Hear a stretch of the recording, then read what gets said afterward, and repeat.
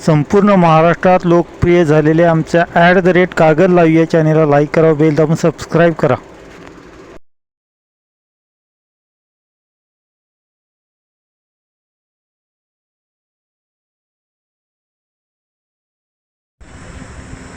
आपण centre of Indian trade union CITUच्या वतीनं कामगार विरोधी धोरण घेणाऱ्या केंद्र सरकारच्या विरोधामध्ये आज आपण या ठिकाणी निदर्शने करीत आहोत.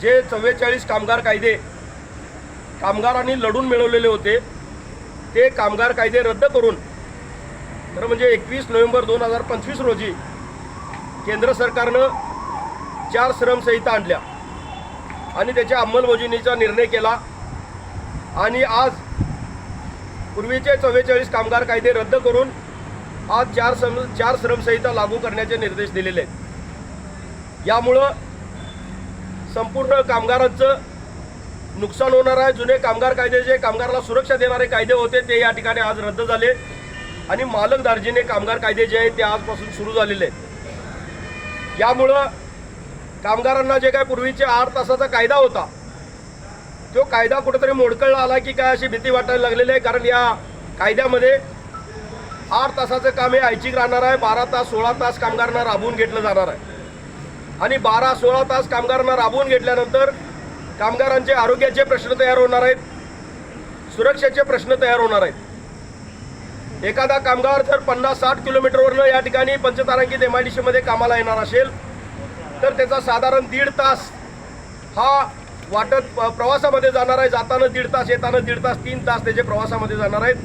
12 तास या ठिकाणी कामाच्या ठिकाणी जाणार आहेत, 15 तास त्याचे जाणार आहेत आणि राहिलेल्या 9 तासामध्ये त्यानं कुटुंबाला वेळ किती द्यायचा, समाजाला वेळ किती द्यायचा, विश्रांती किती घ्यायची हा त्याच्यासमोरचा प्रश्न तयार होणार आहे. आणि म्हणून जो काय केंद्र सरकारनं आज कामगारांच्या विरोधातल्या 4 संहिता लागू केलेल्या आहेत, भांडवलदार दार्जिने 4 संहिता लागू केलेल्या आहेत, त्याच्या विरोधामध्ये आज या ठिकाणी आम्ही निदर्शने केलेली आहेत. आजचा दिवस हा सगळ्या देशभरातल्या सगळ्या कामगार संघटनांच्या वतीनं काळा दिवस म्हणून पाळलेला आहे आणि त्याचाच एक भाग म्हणून आज आम्ही कागद तहसील कार्यालयावर या ठिकाणी निदर्शने करून शासनाला या ठिकाणी निवेदन दिलेलं आहे आणि आज या ठिकाणी आपण काळा दिवस या ठिकाणी साजरा करीत आहोत.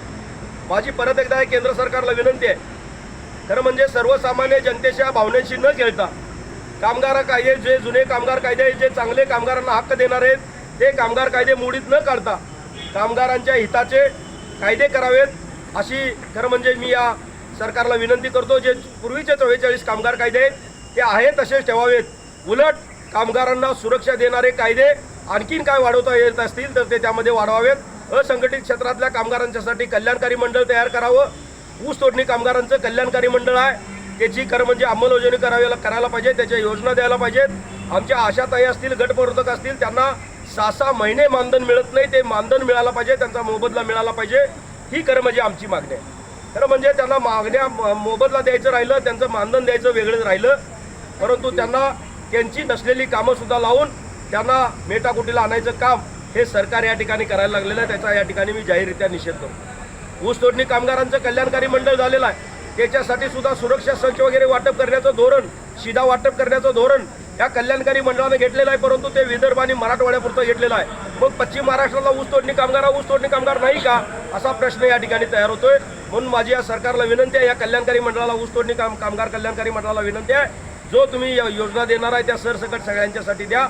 आणि सगळ्यात महत्त्वाचं जर काय असेल हे शिधा वाटप वगैरे करण्यापेक्षा किंवा बांधकाम कामगारांना वस्तू स्वरूपात देण्यापेक्षा त्यांच्यासाठी चांगल्या स्ट्रॉंग मेडिक्लेम योजना आणा. मेडिक्लेम योजनेमधनं त्या कामगारांच्या कुटुंबाला संरक्षण मिळेल आणि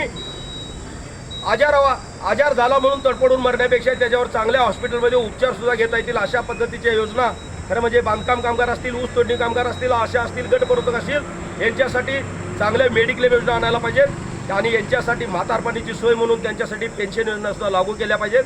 अशा पद्धतीचे चांगले कायदे करायचं राहिलं बाजूला, परंतु जुने कामगार कायदे रद्द करून हे सरकार कामगारांचं वाटोळं करायला लागलेलं आहे. त्याचा या ठिकाणी मी जाहीररित्या निषेध करतो आणि करतो.